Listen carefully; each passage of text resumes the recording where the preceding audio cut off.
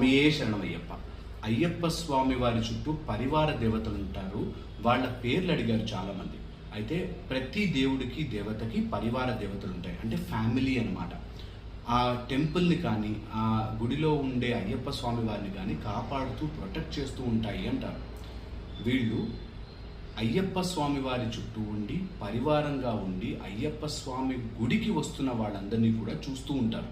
అయితే వీళ్ళలో ముఖ్యంగా 8 మంది పేర్లు ఏంటంటే మదన, రుద్ర, ఉగ్రభాష, సుందర, భీషణ, ఉన్మత్త, ఆశ్చర్య, వీర్య.